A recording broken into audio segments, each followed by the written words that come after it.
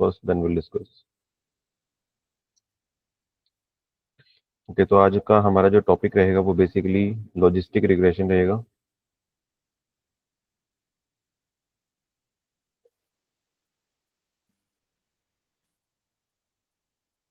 The time we have seen the supervised machine learning algorithm, जिसके अंदर हमने दो प्रॉब्लम्स के ऊपर बात की थी. एक थी आपकी रिग्रेशन प्रॉब्लम, एक थी आपकी क्लासिफिकेशन प्रॉब्लम. ठीक है, रिग्रेशन के अंदर हमने किया था simple regression, multiple regression and polynomial regression. ठीक है, क्लासिफिकेशन के अंदर हम पढ़ेंगे लॉजिस्टिक रिग्रेशन.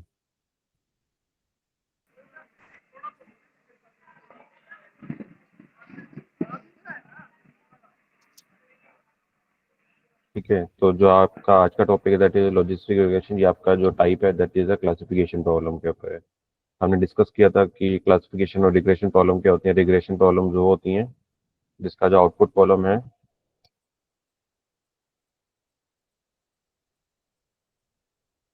वो न्यूमेरिकल होता है. ठीक है, क्लासिफिकेशन प्रॉब्लम के अंदर क्या होगा,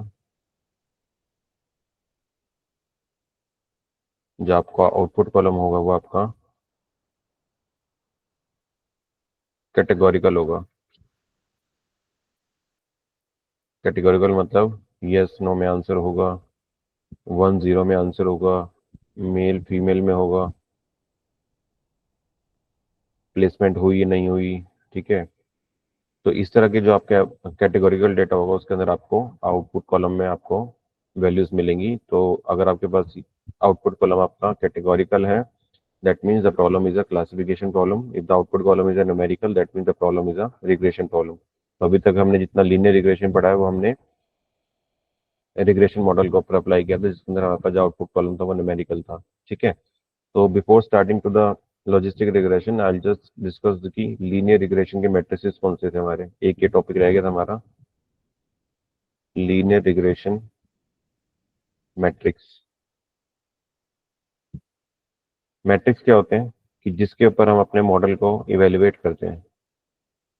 इवेल्युएशन ऑफ मॉडल, कि हमारा जो मॉडल है वो कितना अच्छा परफॉर्म कर रहा है या कितना खराब परफॉर्म कर रहा है. तो उसके लिए हमें एक वैल्यू चाहिए होती है. फॉर एग्जाम्पल हमने कहा कि हमारा मॉडल जो है वो 90% सही परफॉर्म कर रहा है. तो ये जो सही परफॉर्म, ये जो 90% वाली जो आपकी वैल्यू है वो कहाँ से आई है, that is a matrix of your regression model. तो हम जो एक्यूरेसी निकालते हैं अपने मॉडल की, उसी को हम क्या बोलते हैं, मैट्रिसेस बोलते हैं. तो ये जो मैट्रिक्स होती हैं वो रिग्रेशन की अलग होती हैं और क्लासिफिकेशन की अलग होती हैं. तो आज हम अभी हम देख रहे हैं रिग्रेशन मैट्रिसेस कौन कौन सी होती हैं. तो सबसे पहले हमारे पास होती है MAE, that is your mean absolute error. Second होता है आपके पास MSE, that is your mean squared error. और थर्ड होता है आपके पास RMSE, that is equal root mean squared error.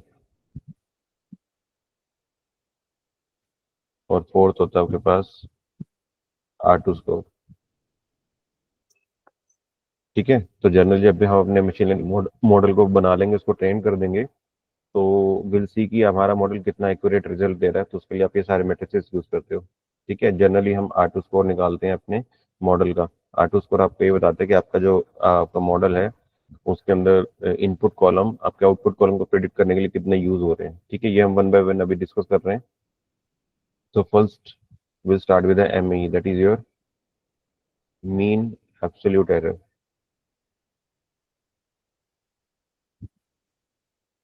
Mean absolute error क्या है, देखो हमने ये ग्राफ बनाया था, ये आपके डेटा पॉइंट्स थे. ठीक है, इसके बीच में हमने एक बेस्ट फिट लाइन ड्रॉ की थी. ठीक है, तो ये जो आपका एक्चुअल पॉइंट है और ये आपका जो प्रिडिक्शन पॉइंट है, इसके बीच के डिफरेंस को हमने क्या बोला था, एरर बोला था. और इसे हमने वाई एक्सिस पे दिखाया था यहाँ पे. तो ये जो बेसिकली ये आपका एक्चुअल पॉइंट है वाई है, और ये आपका क्या प्रिडिक्शन वाई हैट है, यानी कि जो वाई आई माइनस वाई हैट, यही आपका क्या था, एरर था। ठीक है। तो मीन एब्सोल्यूट एरर का मतलब है कि जो भी आप ये वैल्यू लेते हो वाई एक्सिस पे, जो डिफरेंस लेते हो, वो वैल्यू सारी आपकी क्या है, एरर रेट है। और वो किस तरह का एरर है, वो एब्सोल्यूट एरर है। एब्सोल्यूट का मतलब क्या है कि जो कुछ वैल्यूज ऐसी होंगी जो आपकी लाइन से ऊपर होंगी, इसका मतलब ये जो आपका एरर होगा वो पॉजिटिव होगा। लेकिन कुछ डेटा पॉइंट होंगे जो नीचे होंगे, फॉर एग्जाम्पल डेटा पॉइंट यहाँ होता तो आपका जो पॉइंट होता वो आपका यहाँ पे आता, तो ये जो डिफरेंस होता वो आपका नेगेटिव होता। तो डिस्टेंस को नेगेटिव को पॉजिटिव बनाने के लिए will take the absolute value. Absolute क्या करता है, आपकी नेगेटिव वैल्यू को क्या कर देता है, पॉजिटिव बना देता है। ठीक है। सो दैट इज वाई इसका जो नाम है मीन एब्सोल्यूट एरर। अब मीन का क्या मतलब है यहाँ पे, कि आप ये जो एरर निकालते हो वो हर एक डेटा पॉइंट के लिए निकालते हो, है ना। ये आपका एक्चुअल है, ये आपका प्रिडिक्टेड है। ये आप हर एक अपने डेटा पॉइंट के लिए करते हो। हर एक डेटा पॉइंट के बाद एरर निकालने के बाद उसका क्या ले लेते हो, मीन वैल्यू ले लेते हो, उसी को हम क्या बोलते हैं, मीन एब्सोल्यूट एरर। ठीक है। अभी क्या कैसे कैलकुलेट करेंगे, तो आपका जो एरर फंक्शन था या लॉस फंक्शन था वो कैसे हमने डिफाइन किया था, that is y I minus Y i का हैट का absolute summation i goes to 1 to n and divided by n. Divide में n का मतलब है जो हमने इसका मीन वैल्यू ली है। ठीक है। तो ये आपका जो है, ये आपका क्या है, एम ए ई है, M A E, that is mean absolute error. ठीक है। डिसएडवांटेज क्या है इसकी,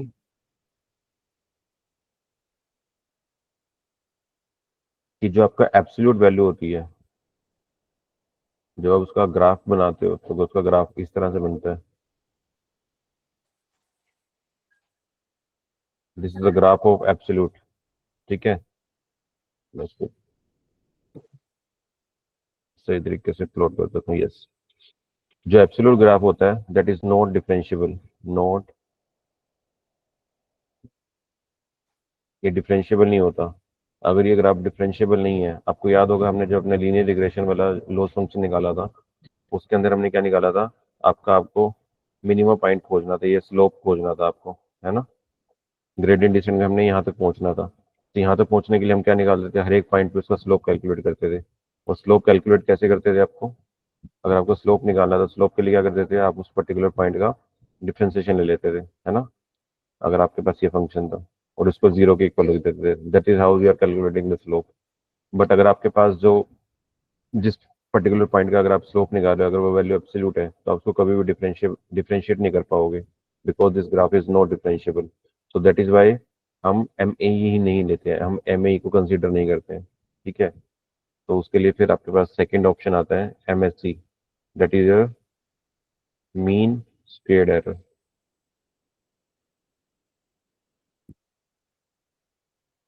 ठीक है। अब हम एब्सोल्यूट वैल्यू लेने की जगह अब हम क्या ले लेते हैं, उसकी स्क्वायर वैल्यू ले लेते हैं। फॉर एग्जांपल ये आपका पॉइंट है, ये आपका एक्चुअल पॉइंट है वाई, और ये आपका प्रेडिक्टेड पॉइंट है, that is your Y hat. तो ये जो डिफरेंस है आपका, यही एरर है। तो अगर मैं इसका एवरेज लूँ यहाँ पे तो क्या लिखूंगा, Y I minus Y I hat का स्क्वेयर। और आई क्या है आपका, हर एक data point, I is equal to 1 to N divided by N. तो ये आपका क्या बन गया, एम एस सी बन गया। ठीक है। तो जो आपका स्क्वेयर का ग्राफ होता है वो आपका ये वाला ग्राफ होता है, विच इज डिफरेंशिएबल। इसको हम डिफरेंशिएट कर सकते हैं, डिफरेंशिएट करते हैं हम इसका, हम मिनिमम पॉइंट खोज सकते हैं अपना। ठीक है। तो दैट इज वाई हमने जो अपना लीनियर रिग्रेशन मॉडल यूज किया था उसके अंदर हमने यही एमएससी स्कोर निकाला था, है ना, हमने यही एरर निकाला था, because it is differentiable. Disadvantage क्या है इसका,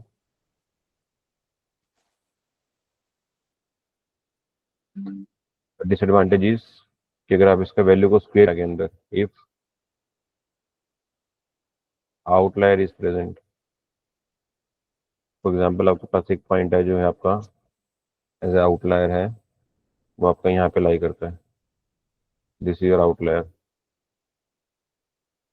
ठीक है। तो जब आप इसका आउटलायर वाली वैल्यू, आउटलायर की वैल्यू कौन सी होगी, जो आपकी बहुत बड़ी वैल्यू होगी, फॉर एग्जांपल आपकी आउटलायर की वैल्यू है 10,000, और ठीक है, और आपका जो पॉइंट है वो आपका आ रहा है, वो आ रहा है आपका जो एक्चुअल पॉइंट है वो आ रहा है 50। ठीक है। तो जब आप इसका डिफरेंस लेते हो, तो due to this presence of this outlier, तो एक तो पहले वैल्यू ये बहुत बड़ी बन जाएगी, 9995 बन जाएगा, और जब आप इसका स्केयर ले लोगे तो ये और बड़ी वैल्यू बन जाएगी। ठीक है, बिग वैल्यू। ठीक है, तो ये आपका कॉम्प्लेक्सिटी इंक्रीज कर देता है। तो this is a disadvantage of using the MSc. तो उसके लिए फिर हम यूज करते हैं आपका आरएमएससी। थर्ड जो आपका आरएमएससी, आरएमएससी क्या करता है आपका, रूट मीन स्क्वेयर्ड एरर। जो मीन स्क्वेयर्ड एरर है उसका बस वो क्या ले लेता है, उसका अंडर रूट ले लेता है। ठीक है, अंडर रूट लेने का क्या फायदा है इसका, फॉर एग्जांपल आपने यहाँ पे जो एमएससी निकाला, यहाँ पे था स्टूडेंट का सीजीपीए था, उसके बेस पे आपने उसकी सैलरी प्रिडिक्ट करी। ठीक है, या फिर यहाँ पे आप एक्सपीरियंस ले लो, एक्सपीरियंस था एम्प्लॉय का, उसके बेस पे आपने क्या प्रिडिक्ट किया, सैलरी प्रिडिक्ट किया। ठीक है, तो अब जो सैलरी होगी उसकी एक यूनिट होगी। ठीक है, फॉर एग्जाम्पल आपने यहाँ पे लिखा 10,000।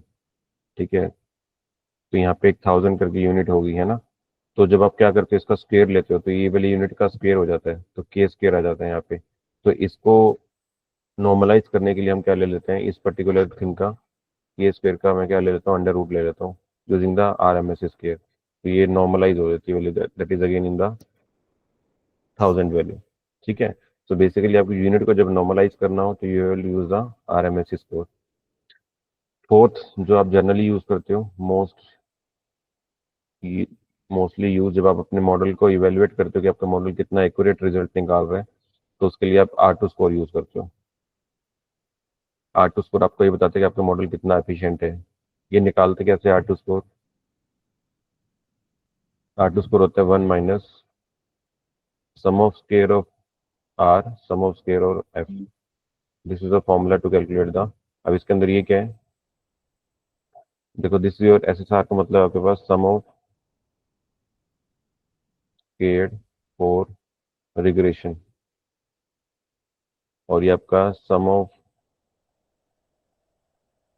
Scared of mean. For example अगर आप इसको ऐसे समझो कि अगर आप किसी कॉलेज में गए और वहाँ पे आपने उसका कॉलेज का एवरेज पैकेज पूछा, तो एवरेज अगर आपका एवरेज पैकेज बता दिया जाए कि इस कॉलेज का एवरेज पैकेज 4 से 5 लाख रुपए है।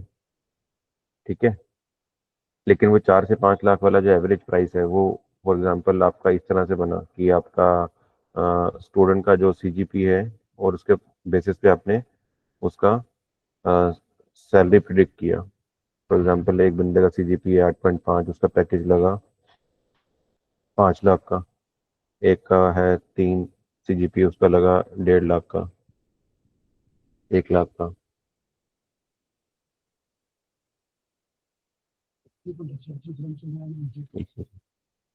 1 बजे। ठीक है, एग्जाम्पल फॉर एग्जाम्पल 5 ईयर का 5 सीजीपी था, उसका पैकेज लगा 3 लाख का। ठीक है, एक का सीजीपीए था 7 का, तो उसका पैकेज लगा 4.2 लाख का। तो जब आपने इस पूरे सैलरी वाले कॉलम का या पैकेज वाले कॉलम का जब एवरेज लिया तो आपका एवरेज पैकेज निकल गया है 4 to 5 लाख रुपए। ठीक है, फॉर एग्जाम्पल आप सपोज करो कि आपके पास सिर्फ ओनली यही वाला कॉलम है। ठीक है, आपको सिर्फ इसी कॉलम का पता कि एवरेज जो बच्चों का जो पैकेज लगा वो 5 लाख, 1 लाख, 3 लाख, 4.2 लाख ऐसे पैकेज लगा, तो आपने उसका एवरेज निकाल दिया और आपने सामने वाले बंदे को बता दिया। ठीक है, बट इज इट फेयर कि आप हर एक बच्चे को 4.5 लाख का ही पैकेज बताओ। ठीक है, so this is not fair. आप उसको डिस्ट्रीब्यूट करोगे कि अगर जिसका सीजीपी ज्यादा होगा उसका पैकेज ज्यादा लगेगा, जिसका सीजीपी कम होगा उसका पैकेज ऑब्वियसली कम लगेगा। ठीक है, so this is basically category. तो सीजीपी आपका जब आपने एक कॉलम ऐड कर दिया अपना अपने डेटा के अंदर, तो सीजीपी एक ऐसा फैक्टर था जिसने आपको एक्यूरेट बताया कि अगर सीजीपी आपका ज्यादा होगा तो बंदे का पैकेज कितना लगेगा, अगर उसका सीजीपी कम होगा तो उसका पैकेज कितना लगना चाहिए। आप अपने क्या किया, आपने एवरेज को कंसिडर नहीं किया, आपने सीजीपी नाम का एक इनपुट कॉलम लिया जिसके बेस पे आपने प्रिडिक्ट किया कि बंदे का पैकेज कितना लगने वाला है। तो CGP is a that input column जो आपको हेल्प कर रहा है आपके पैकेज को या आपके सैलरी को कैलकुलेट करने के लिए। ठीक है, तो इसी के बेस पे हमने प्रिडिक्शन करी कि अगर सीजीपी आपको इतना तो आपको सैलरी या पैकेज कितना मिलना चाहिए। ठीक है, तो this is the input column that you have added in your data set. Earlier ये आपके पास नहीं था, लेकिन आपने बाद में इसको इंट्रोड्यूस किया। इंट्रोड्यूस करने से आपके मॉडल की जो एक्यूरेसी है वो इंक्रीज करेगी। अब हर एक बंदे को आप 4 लाख का 5 का एवरेज पैकेज नहीं बताओगे, आप उसको क्या बोलोगे कि डिपेंड करता है कि सीजीपी बच्ची का कितना आ रहा है। अगर सीजीपी ज्यादा है तो ऑब्वियसली उसकी सैलरी ज्यादा होगी, है ना। अगर सीजीपी उसका कम आएगा तो उसकी सैलरी क्या होगी, कम होगी। तो this is a depending feature कि जिसके ऊपर आपका पैकेज डिपेंड कर रहा है, राइट। तो अगर मैं R2 स्कोर निकालूं तो यहाँ आपका ये जो बात कर रहा हूँ यही है कि सम ऑफ स्क्वायर ऑफ रिग्रेशन का मतलब क्या है कि जो आपने मॉडल से रिग्रेशन लाइन ड्रॉ की, उसका जो सम ऑफ स्क्वायर एरर है divided by sum of square of mean, आपने मीन जो उस पूरे डेटा का मीन निकाला उसका जो एरर रेट है उसको आपको डिवाइड करके वन से सब्ट्रैक्ट कर रहा है, then you will get to the R2 score. For example इसको ऐसे समझो कि आपके पास ये डेटा सेट है और ये आपके पास क्या था, डेटा था। ठीक है, आपने इसके ऊपर क्या किया है, एक बेस्ट फिट लाइन ड्रॉ करी, अलग कलर से ले लेता हूँ, you have to draw this best fit line. ठीक है, और अगर मैं यहाँ पे एक मीन लाइन बताने को कहूँ तो मीन क्या होगा, इस पूरे डेटा का मीन क्या होगा, मीन एक कांस्टेंट वैल्यू होगी। ठीक है, तो मीन आपका ये होगा, that is your mean line, ये आपकी मीन लाइन है और ये आपकी क्या है, रिग्रेशन लाइन है। आपने बताया कि इतने सारे डेटा का जो मीन वैल्यू है वो ये है, और अपने आपके मॉडल ने रिग्रेशन लाइन ये प्लॉट करके दी। ठीक है, तो अब इसको देखो, R2 स्कोर देखो कैसे समझ में आ रहा है आपको। R2 स्कोर को हम कैसे इंटरप्रेट करते हैं, R2 स्कोर की जो वैल्यू वो हमेशा 0 से 1 के बीच में लाई करती है। जितना R2 स्कोर आपका 0 के क्या होगा, क्लोज होगा, when R2 is equal to 0। अच्छा, R2 स्कोर 0 कब होगा, इस फॉर्मूले के अकॉर्डिंग R2 स्कोर 0 कब होगा, जब ये 1 में से आप किसी भी सेम क्वांटिटी को माइनस करोगे तो ये R2 स्कोर आपका क्या हो जाएगा, 0। इसका मतलब अगर ये भी क्वांटिटी 1 हो जाए और ये भी क्वांटिटी 1 हो जाए तो 1/1 is equal to 1 and 1 - 1 is equal to 0। तो R2 स्कोर आपका कितना हो जाएगा, 0 हो जाएगा। ये दोनों क्वांटिटी 1 1 कब होंगी, SSR और SSM, SSR और SSM जब 1 हो जाएंगे इसका मतलब ये है कि जो आपकी रिग्रेशन लाइन है वो आपके मीन वाली लाइन को ओवरलैप करने लगी, when the regression line is overlapping to the mean line, तब आपके पास ये क्वांटिटी क्या हो जाएगी, 0 हो जाएगी। इसका मतलब है ये आपकी ये वाली लाइन ओवरलैप करने लगे दोनों, तो ये आपका मतलब मीन और रिग्रेशन एक लाइन पे हो जाए, दोनों एक ही हो जाए, तो इसका मतलब आपका दोनों वैल्यू इक्वल हो जाएंगी। इक्वल होने का क्या मतलब है कि R2 स्कोर 0 हो जाएगा, इसका क्या मतलब है। और ये जब दोनों लाइनें ओवरलैप करने लगेंगी तो इसका मतलब ये है कि जो आपने रिग्रेशन लाइन ड्रॉ की थी अपने CGP वाले कॉलम को मान के, तो उसको कोई आपका इफेक्ट नहीं पड़ा। इसका मतलब है कि जो वैल्यू आप मीन वैल्यू थे वही आपकी रिग्रेशन वैल्यू है। इसका मतलब जो CGP कॉलम आपने ऐड किया था that is not relevant to calculate the salary of a particular student. ठीक है, तो जब ये दोनों ओवरलैप करने लगेंगे तो इसका मतलब वही मीन की भी वही वैल्यू और रिग्रेशन आपके मॉडल ने वही वैल्यू प्रेडिक्ट की है। तो इसका मतलब ये है कि जो आपने नया इनपुट कॉलम ऐड किया है उसका कोई रेलेवेंसी नहीं है आपके डेटा को प्रेडिक्ट करने के लिए, सैलरी को प्रेडिक्ट करने के लिए। ठीक है, तो R2 स्कोर जब 0 होगा तो इसका मतलब आपका मॉडल बहुत खराब परफॉर्म कर रहा है। ठीक है, वर्स्ट केस है। R2 स्कोर 1 कब होगा, अब देखो ये दोनों में से 1 कब होगा, बता सकता है कोई। When the R2 score become 1, जब ऊपर वाली जो क्वांटिटी है वो क्या हो जाएगी, ज्यादा हो जाएगी एज कम्पेयर टू लोअर, है ना। जब ऊपर वाली क्वांटिटी अगर यहाँ पे 2 आ गया, नीचे 1 आ गया, सॉरी गलत बोल रहा हूँ मैं, क्या होगा, जब ये वाली वैल्यू 0 हो जाएगी, क्योंकि आपको अगर ये ऊपर वाली वैल्यू 0 हो जाएगी यहाँ पे, तो 0 बाय समथिंग इज योर 0, तो यहाँ पे क्या करोगे, 1 - 0 इज इक्वल टू 1, है ना। तो R2 स्कोर आपका कितना हो जाएगा, 1 हो जाएगा। अब ऊपर वाली वैल्यू 0 होने का क्या मतलब है, SSR आपका 0 कब होगा, SSR का मतलब समझ में आ रहा है यहाँ पे क्या है, यहाँ पे SSR आ रहा है आपका that is your yi - yi hat का square, sum of square of error. ठीक है, ये आपका क्या है, SSR है, ये आपका SSR है। और SSM भी क्या है आपका, ये भी आपका SSM भी यही है आपका।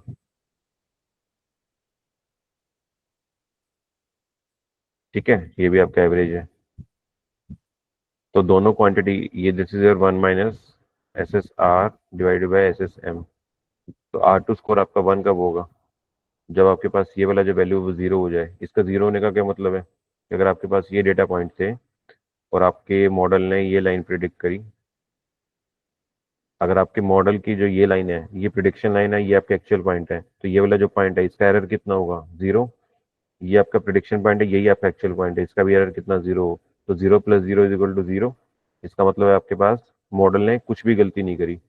तो जब ये वैल्यू जीरो हो जाएगी तो zero by something is equal to zero, तो one minus zero is equal to one. ठीक है। तो ये वाला चांस कभी होगा नहीं आपका, क्योंकि आपको पास डेटा कभी लीनियर नहीं मिलता। और अगर आपके पास ये कंडीशन आ जाएगी तो डेटा आप मॉडल आपका ओवरफिट कर जाएगा, but it is not a real time scenario case. तो इसके कहने का मतलब ये है कि आर टू स्कोर जब आपका नियर टू वन होगा, नियर टू वन होने का मतलब है कि आपके पास जो ये एरर रेट है वो मिनिमाइज हो जाएगा। इसका मतलब आपके पास ये मॉडल था और आपके मॉडल ने ये लाइन प्रिडिक्ट करी, तो जब ये एरर बहुत मिनिमम हो जाएगा, ठीक है, तो ये मिनिमम होने का मतलब है तो one minus for example 0.5, that is 9.5, 0.95, 0.9, 0.9 का मतलब which is very close to one. तो मॉडल जब आपका R two score very close to one हो जाएगा, वेरी क्लोज टू वन, इसका मतलब है आपका जो मॉडल है वो मॉडल की एक्यूरेसी हाई है, एक्यूरेसी इज हाई। अच्छा, आर टू स्कोर नेगेटिव भी हो सकते हैं। Can R two score be negative? Negative होने का क्या मतलब है? वन माइनस ये आपके पास फॉर्मूला है S S R divided by S S M. ये नेगेटिव कब होगी वैल्यू? जब ये वाली जो वैल्यू है वो क्या हो जाएगी, हायर हो जाएगी। For example one minus five by one, तो कितना हो जाएगा, -4 हो जाएगा। तो इसके हायर होने का क्या मतलब है कि आपका जो मॉडल है, रिग्रेशन मॉडल बहुत ज़्यादा गलतियां कर रहा है। इसका मतलब अगर आपके पास ये डेटा था तो आपकी जो लाइन बनी है वो ये लाइन बनी है, that is your regression line. ये आपकी मीन लाइन थी, ये आपकी रिग्रेशन लाइन है, ये आपकी रिग्रेशन लाइन है, ये आपकी मीन लाइन है। तो रिग्रेशन लाइन जब बहुत ज़्यादा गलतियां करने लगेगा as compare to mean line, तब आपके पास ऊपर वाली क्वांटिटी बहुत ज़्यादा हो जाएगी। बहुत ज़्यादा होने का मतलब है कि आपका आर टू स्कोर नेगेटिव में आना स्टार्ट हो जाएगा। तो आर टू स्कोर अगर आपका नेगेटिव आ रहा है फिर तो आपने कुछ किया ही नहीं अपने मॉडल के साथ। ठीक है। तो R two score can not be negative, ये नेगेटिव नहीं आना चाहिए। तो आर टू स्कोर जो हम निकालेंगे तो उसके तीन कंडीशन मेजर करेंगे, या तो उसकी वैल्यू जीरो होगी, या फिर उसकी वैल्यू वन होगी, या फिर उसकी नेगेटिव होगी। जीरो का मतलब है वर्स्ट मॉडल परफॉर्मेंस, वन का मतलब है कि आपका मॉडल बेस्ट परफॉर्म कर रहा है। ठीक है। और नेगेटिव का मतलब है कि कुछ हो ही नहीं सकता उसका, जो आपने लाइन बनाई है विच इज़ वेरी यूजलेस। ठीक है, उसमें आपके अपने डेटा को अच्छे से रीड किया ही नहीं है। ठीक है, that is a very worst performance. तो आर टू स्कोर आप हमेशा आपका जीरो से वन के बीच में लाई करना चाहिए। जितना क्लोज टू वन होगा उतना मॉडल अच्छा होगा, जितना क्लोज टू जीरो होगा उतना मॉडल खराब होगा। बस इतनी सी बात है। मैट्रिसेस क्लियर रही हैं, चारों matrices, M E, M S C, R M S C और आर टू स्कोर। ये रिग्रेशन मैट्रिसेस हैं आपके। जब हम क्लासिफिकेशन पढ़ेंगे तो उसके मैट्रिसेस अलग हैं। ठीक है, ये हमने ओनली रिग्रेशन प्रॉब्लम के ऊपर हमने मैट्रिसेस यूज करने हैं। तो जनरली आप आर टू स्कोर निकालते हो। ठीक है। तो इसी के लिए एक जो हमने लीनियर रिग्रेशन मॉडल के ऊपर वर्क किया था, उसी में मैंने मैट्रिसेस ऐड कर दी हैं। ठीक है, ये मैट्रिसेस आपको एसक्यूएल लाइब्रेरी के अंदर मिल जाती हैं with a class name as matrix. ठीक है, फ्रॉम एसक्यूएल डॉट मैट्रिक्स को जैसे आप इंपोर्ट करो यूज करोगे तो इसके अंदर से आप ये सारे डायरेक्टली फंक्शन यूज कर सकते हो, mean absolute error, mean squared error और आर टू स्कोर। ठीक है। तो डायरेक्टली आप एसक्यूएल लाइब्रेरी पे जाओगे, सारा डेटा वही है जो आपने लास्ट में किया था लीनियर रिग्रेशन के ऊपर, जिसके अंदर हमने एक्सपीरियंस के बेस पे एम्प्लॉय की सैलरी प्रिडिक्ट की थी। ठीक है। तो सबसे पहले आप क्या करोगे, एसक्यूएल लाइब्रेरी पे जाके अपने सारी की सारी मैट्रिसेस को इंपोर्ट कर लोगे फ्रॉम द लाइब्रेरी मैट्रिसेस करके। और इसका आप डायरेक्टली आप क्या करोगे, इसका इनडायरेक्ट फंक्शन का डायरेक्टली यूज कर सकते हो। You have to be print mean absolute error. इसके अंदर आप पास क्या करते हो, अच्छा अब आपको क्या निकालना है बेसिकली, पास क्या करोगे इसके अंदर। आपने क्या किया था, ये आपके पास डेटा था, that is your complete data. आपने इसके ऊपर ट्रेन टेस्ट स्प्लिट मारा था, ये 70% जो डेटा था आपने वो ट्रेनिंग के लिए दे दिया था, और जो 30% डेटा है वो आपने रख लिया था टेस्टिंग के लिए, अपने मॉडल को टेस्ट करने के लिए, है ना। तो हम एरर किस पे निकालते हैं, ये आपके पास ट्रेनिंग डेटा पॉइंट थी, ये आपके मॉडल ने प्रिडिक्ट किया। ठीक है, यानी कि ये हम इस एरर की बात कर रहे हैं। इसका मतलब ये है कि आपके मॉडल ने जो प्रिडिक्शन करी, फॉर एग्जाम्पल आपके मॉडल ने अपने डेटा के ऊपर मॉडल को ट्रेन करा दिया, और अब आपके पास अपने मॉडल को क्या किया, टेस्ट किया। टेस्ट करने का मतलब क्या है कि फॉर एग्जांपल आपके पास एक्सपीरियंस कॉलम था 5 इयर्स का, उसके मॉडल आपके मॉडल ने उसकी सैलरी प्रिडिक्ट करी 40,000।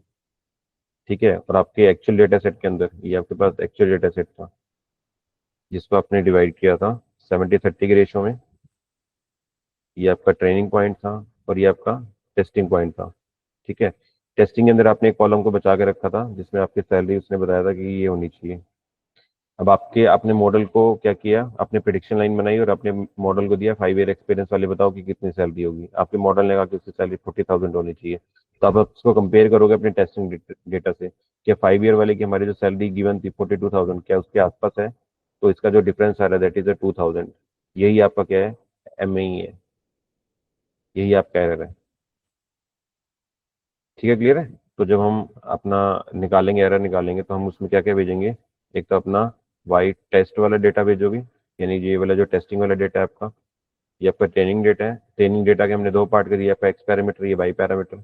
हमने क्या किया था, एक्स ट्रेन और एक्स टेस्ट, इसको अलग कर लिया था। इस तरह से वाई आउटपुट कॉलम को वाई ट्रेन और वाई टेस्ट इसको अलग कर लिया था। ठीक है।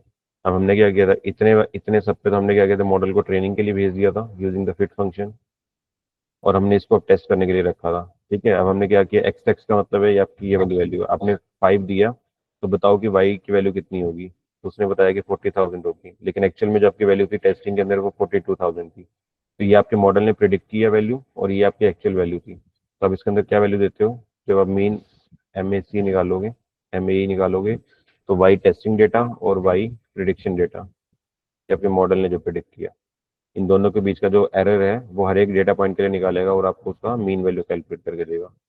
तो यहाँ पे भी देखो यही किया। सबसे पहले तो हमने क्या कर दिया था, अपने एक्स एक्स और वाई ट्रेन को अलग कर लिया था, उसके बाद हमने ट्रेन टेस्ट स्प्लिट मारा था। ठीक है। ट्रेनिंग ये आपका टेस्ट, ये आपका टेस्टिंग डेटा जो हमने रोज आपको टेस्टिंग के लिए रखी हुई है। अपने मॉडल को ट्रेन किया यूजिंग द फिट फंक्शन, और अपने उसके प्रिडिक्ट फंक्शन से क्या किया, प्रिडिक्शन करी, और आपने इसको सेव कर लिया है वेरिएबल वाई प्रिडिक्ट के अंदर।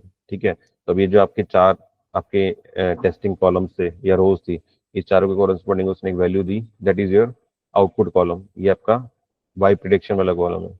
ठीक है। इसका मतलब क्या है कि आपके मॉडल ने बोला था कि इसको 4 लाख सैलरी मिलनी चाहिए, तो ये इसने 72,000 कुछ सैलरी दी है यहाँ पे निकाल के। तो आपको जितनी रोज थी उतनी आपको आउटपुट वेरिएबल के अंदर उसने बाई प्रिडिक्शन करके दे दी।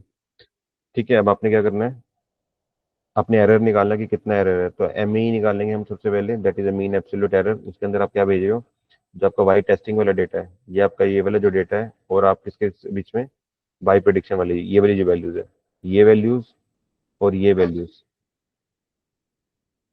ये आपका एक्स वाला है। अगर हम वाई देखें यहाँ पे, यस ये आपका वाई वाला है। आपके मॉडल ने कहा, आपके एक्चुअल डेटा सेट के अंदर क्या था कि जीरो एक्सपीरियंस वाले को 71,184 रुपये सैलरी मिलनी चाहिए। आपके मॉडल ने क्या प्रिडिक्ट किया, उसको 72,000 मिलनी चाहिए। तो इसका जो डिफरेंस है वो आपका एरर है। इसी तरह आप सेकंड पॉइंट को पकड़ोगे कि आपके इस पर्टिकुलर एम्प्लॉय आईडी के कोरस्पॉन्डिंग आपके मॉडल ने कहा कि आपके एक्चुअल डेटा के अंदर 86,282 रुपये थे, आपके मॉडल ने कहा कि उसकी 87,000 होनी चाहिए सैलरी। तो इसका जो इस तरह से थर्ड का जो डिफरेंस है, इस तरह फोर का जो डिफरेंस है, तो सबका डिफरेंस जो आ जाएगा आपका, उसको वो क्या कर लेगा, उसका मीन निकाल लेगा, और मीन निकालने के बाद आपको वैल्यू दे देगा। तो आपका जो मीन एब्सोल्यूट एरर आ रहा है वो कितना आ रहा है, 983.3 आ रहा है। ठीक है। सेम आप क्या निकाले, तो R2 स्कोर निकाल लेते हो। R2 स्कोर आपको ये बताता है कि आपका मॉडल कितना एक्यूरेटली सही प्रिडिक्शन कर पा रहा है। तो देखो आपका R2 स्कोर कितना है, 0.99, इसका मतलब which is very close to 1। 0.9 is very close to 1, इसका मतलब मॉडल आपका बहुत अच्छा परफॉर्म कर रहा है, कि आपको बहुत क्लोज रिजल्ट निकाल के दे रहे हैं। तो दैट इज अ मेजरमेंट, जिसके मेजरमेंट के बेस पे हम अपने मॉडल को जज करते हैं कि हमारा मॉडल सही वर्क कर रहा है या गलत वर्क कर रहा है। अगर यही एक्यूरेसी आपकी 0.4 होती है, 0.3 होती, तो अब इसका मतलब आपका 30% मॉडल आपका सही एक्यूरेट रिजल्ट दे रहा है, लेकिन यहाँ पे 99% आपका मॉडल सही रिजल्ट दे रहा है, सही प्रिडिक्शन कर पा रहा है। So this is a good sign. ठीक है। तो जर्नली आप R2 स्कोर में ही डील करते हो। ठीक है, क्लियर है। तो जब भी आप मशीन लर्निंग मॉडल अप्लाई करोगे किसी डेटा सेट के ऊपर, तो उसका R2 स्कोर निकाल के देखोगे। R2 स्कोर से आपको पता लगेगा कि आपका मॉडल कितना अच्छा परफॉर्म कर रहा है, कितना बेकार परफॉर्म कर रहा है। ठीक है। अगर बेकार परफॉर्म कर रहा होगा तो आप ऊपर डेटा को जाके दोबारा से देखोगे कि आपने उसके अंदर क्या क्या गलतियां की हैं, डेटा को वहां से क्लीन करोगे। तब आपको अप्लाई करना अपने डेटा के ऊपर, दोबारा से मॉडल को ट्रेन करोगे और दोबारा से R2 स्कोर कैलकुलेट करोगे।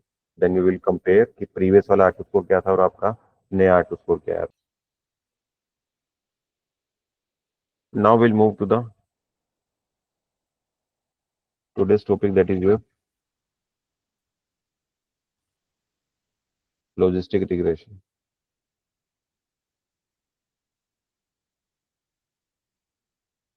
Again this is a classification problem.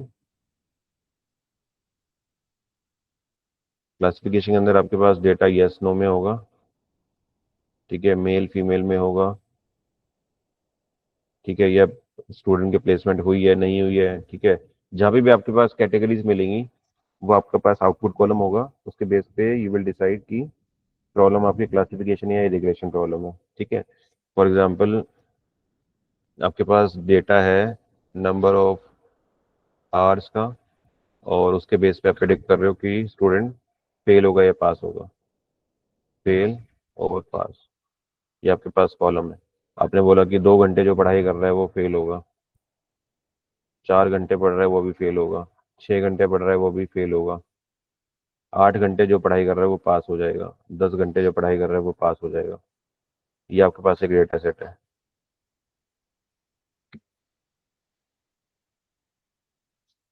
ठीक है। अब इस डेटा सेट के अंदर आपके पास 2 कॉलम है, एक तो इनपुट कॉलम है आपके पास, ये आपका आउटपुट कॉलम है, ठीक है। तो when you consider your output column, जब अपने आउटपुट कॉलम को देखोगे तो आपके यहाँ पे 2 कैटेगरीज नजर आएंगी। 2 कैटेगरीज क्या है, या तो फेल है या फिर पास है, ठीक है। It is not a numerical. तो यहाँ पे जब भी आपको कैटेगोरिकल डेटा मिलेगा आपके आउटपुट कॉलम के अंदर, तो that means that is a classification problem. तो जब भी क्लासिफिकेशन प्रॉब्लम होगी तो उसके ऊपर आप लीनियर रिग्रेशन अप्लाई नहीं करोगे, उसके ऊपर आप लॉजिस्टिक रिग्रेशन अप्लाई करोगे, ठीक है। पहले तो ये सबसे बड़ा डिफरेंस समझना जरूरी है। जो ये क्लासेस हैं आपके पास,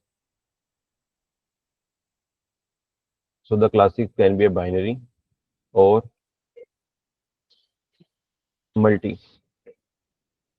बाइनरी क्लास क्या है आपके पास, जहाँ पे आपके पास 2 ही कैटेगरीज होंगी, जैसे फेल है या फिर पास है।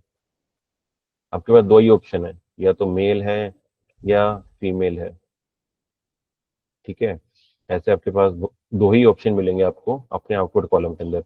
बट वट अबाउट के ऑप्शन 2 से ज्यादा हो, फॉर एग्जाम्पल आपके पास स्टेट का डेटा है, इंडिया के अंदर कितनी स्टेट है उसका डेटा है आपके पास आउटपुट कॉलम के अंदर। तो स्टेट जो आपकी वो फिक्स है, that is a 29 state India के अंदर। तो आपके पास 29 डिफरेंट डिफरेंट कैटेगरीज होंगी। तो अगर जहां पे भी कैटेगरी 2 से ज्यादा हो जाएंगी तो that is your multi classification हो जाएगी। मल्टी का मतलब है कि जहाँ पे क्लासेस 2 से ज्यादा होंगी, मोर देन 2 क्लासेस, तो वो क्या होगी, मल्टी क्लास। ऐसी प्रॉब्लम भी आपको मिलेंगी जहाँ पे आपके पास आउटपुट कॉलम के अंदर मल्टी क्लासिफिकेशन होगी rather than to be a binary classification. अगर आपके पास आउटपुट कॉलम के अंदर सिर्फ 2 ही वैल्यूज हैं या 2 ही कैटेगरीज हैं, इसका मतलब that is your binary classification. अगर 2 से ज्यादा है तो that is a multi classification. तो इसके अंदर हम दोनों ही पढ़ेंगे कि अगर आपके पास वैल्यू बाइनरी क्लासिफिकेशन होगी तो कैसे डील करोगे, मल्टी क्लासिफिकेशन होगा तो कैसे डील करोगे, ठीक है। So let's start with the binary classification.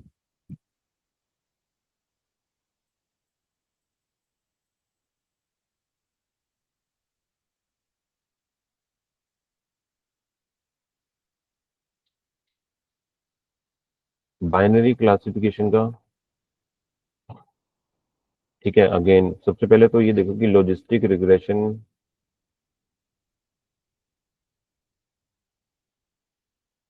Can be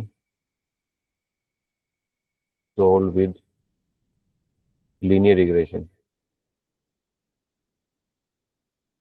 क्या ये लीनियर रिग्रेशन से सॉल्व हो सकता है? Let's see.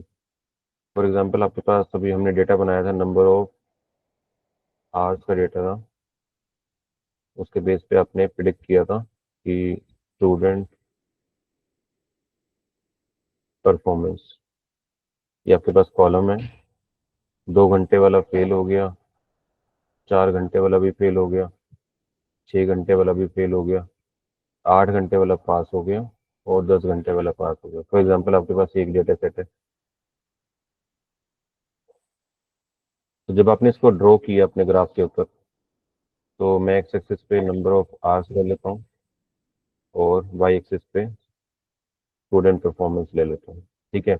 मैं फेल को 0 बुला रहा हूँ और पास को 1 बुला रहा हूँ, तो इसको मैंने न्यूमेरिकल वैल्यू में कन्वर्ट कर दिया। तो ये आपका 0 पॉइंट है और ये आपका 1 पॉइंट है, ठीक है।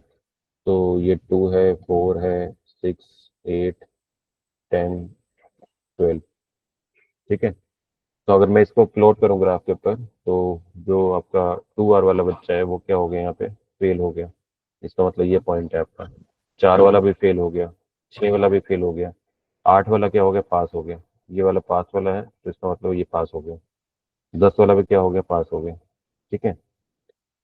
तो ये आपके डेटा पॉइंट्स हैं आपके ग्राफ के ऊपर। तो हम लीनियर रिग्रेशन के अंदर क्या करते थे, हम एक बेस्ट फिट लाइन ड्रॉ करते थे। फॉर एग्जांपल मैंने यहाँ पे बेस्ट फिट लाइन ड्रॉ करी।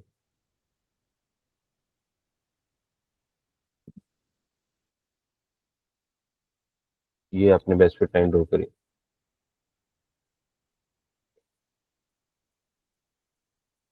ठीक है। अगर ये आपकी वैल्यू 0 और ये 1 है, इसका मतलब ये जो मिडिल वैल्यू है वो 0.5 होगी यहाँ पे। ठीक है। तो इससे देखो हम क्या एनालिसिस ले सकते थे कि ये अगर आप इस पर्टिकुलर पॉइंट को देखो, 6 वाले को, तो वो यहाँ पे प्लॉट हो रहा है और ये आपका वैल्यू बन रही है। ठीक है। ये थोड़ा सा यहाँ रहेगा। और इस वाले का देखो आप, तो ये यहाँ आ रहे हैं वैल्यू। तो इससे क्या पता लग रहा है आपको कि 0.5 से जितनी भी वैल्यू नीचे होंगी, if the value is less than 0.5, तो इसका मतलब वो बच्चे फेल हो जा रहे हैं। और जैसे वो वैल्यू 5 से ग्रेटर है, 0.5 से क्या है, ग्रेटर है, तो वो बच्चा क्या हो जा रहा है, पास हो जा रहा है। ठीक है। देखो यहाँ से 0.5 वाले से नीचे नीचे जितने भी हैं आपके पास, ये सारे डेटा पॉइंट आपके 0.5 से नीचे नीचे हैं। इसका मतलब ये सारे बच्चे क्या हैं, फेल हैं। और जैसे ही ऊपर चले गए 0.5 से, तो ये वैल्यू बच्चे सारे क्या हो गए, पास हो गए। ठीक है। तो व्हाट अबाउट कि अगर आपके यहाँ तक तो क्लासिफिकेशन ठीक है आपकी, कि आपने अपने डेटा को सही से क्लासिफाई कर दिया। बट दिक्कत कहाँ आती है कि the first problem is outliers.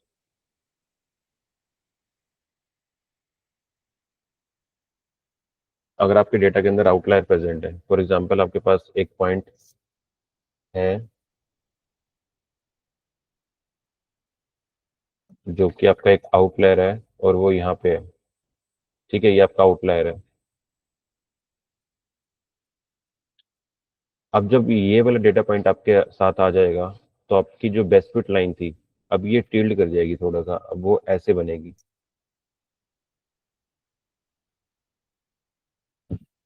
अब ये वाली लाइन इसकी तरफ झुक जाएगी, और अब ये लाइन ऐसे ऐसे बनेगी आपकी, which is close to outlier.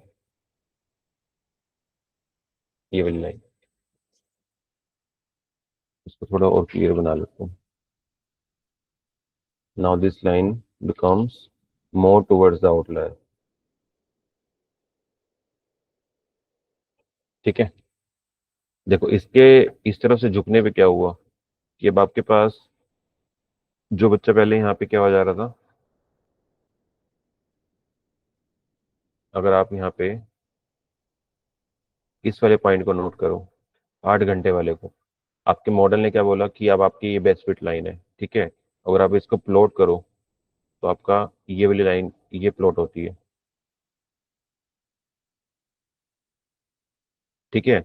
और सिमिलरली अगर आप इस पॉइंट को पकड़ो, तो this is your under the 0.5, ये वाले जो आपकी लाइन आएगी due to this best fit line, इस पॉइंट की बात कर रहा हूँ मैं।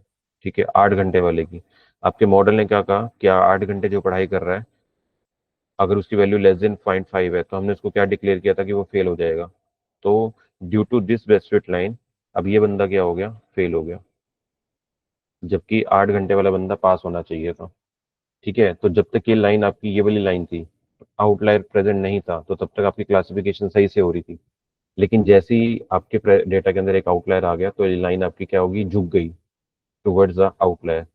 ठीक है। तो इसके झुकने से क्या हुआ कि आपकी जो क्लासिफिकेशन है वो मिस क्लासिफिकेशन स्टार्ट हो गई होनी, कि जो पॉइंट थे आपके जो सही से क्लासीफाई हो रहे थे, वो क्या हो गए, मिस क्लासीफाई होना स्टार्ट हो गए, रिजल्ट आपके खराब आना स्टार्ट हो गए। तो दिस इज द डिसएडवांटेज कि हम क्लासिफिकेशन प्रॉब्लम को रिग्रेशन से हम सॉल्व नहीं कर सकते। ठीक है। So this is a disadvantage की कोई भी जो लॉजिस्टिक रिग्रेशन वाली प्रॉब्लम जो है, note sold using linear regression. तो इसी के लिए हमें क्या यूज करना पड़ा, लॉजिस्टिक के साथ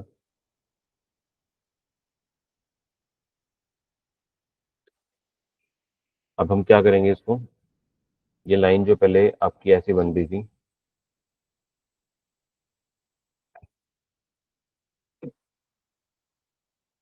और ड्यू टू दिस आउटलायर ये आपकी लाइन ऐसे बन जा रही थी। ठीक है, तो हम क्या करेंगे कि ये जो आपकी प्रीवियस वाली लाइन थी, ये जो आपकी प्रीवियस बेस्ट फिट लाइन थी, ये आपके डेटा को सही से क्लासिफाई कर रही थी, ये क्लासिफिकेशन सही हो रही थी, लेकिन यहाँ पे डेटा मिस क्लासिफाई होना स्टार्ट हो गया। ठीक है, तो अब हम क्या करेंगे, इस लाइन को, इसी लाइन को ही यहीं रखेंगे, बस ओनली इसको हम यहाँ से यहाँ हिलाएंगे नहीं, डाइवर्ट नहीं करेंगे, इसको हम जस्ट यहाँ से स्क्वीज कर देंगे, इसको यहाँ से मोड़ देंगे, तो अब ये लाइन आपकी ऐसे बन जाएगी। ठीक है, सिमिलरली अगर आपके पास यहाँ पे पॉइंट है तो इसको भी हम ऐसे स्क्वैश कर देंगे, तो ये आपका जो ग्राफ है वो ऐसे दिखना लगेगा, दिस इज जस्ट लाइक कि ये कर्व बन जाएगा, कि आपने इस लाइन को यहाँ से हिलाया नहीं है, उसको नई लाइन नहीं बना दी, उसको यहीं से जो ऊपर जा रही थी उसको मोड़ दिया यहाँ से इस एंगल पे टुवर्ड दिस साइड। अब यहाँ पे कितने भी आउटलायर आ जाए तो हमेशा वो वैल्यू 1 को ही रिप्रेजेंट करेंगे, ये आपकी वैल्यू 1 है और यहाँ पे आपकी वैल्यू 0 है। ठीक है, और जो मिडिल वैल्यू होगी दैट इज योर 0.5। ठीक है, क्लियर है। तो that is how the classification is to be done. और ये जो हमारा कर्व बनता है इसको हम बोलते हैं सिग्मोइड कर्व। ठीक है, ये हम किस उसमें कर पाते हैं कि हमने ये जो लाइन आपकी ऊपर निकल जा रही थी इसको हमने यहीं से मोड़ के एक कांस्टेंट उस पे कर दिया। तो how this is happened, this is because the sigmoid function. Sigmoid function को हम रिप्रेजेंट करते हैं ऐसे, और उसका जो फॉर्मूला होता है that is 1/1 plus E raise power minus Z, that is a formula that we have used.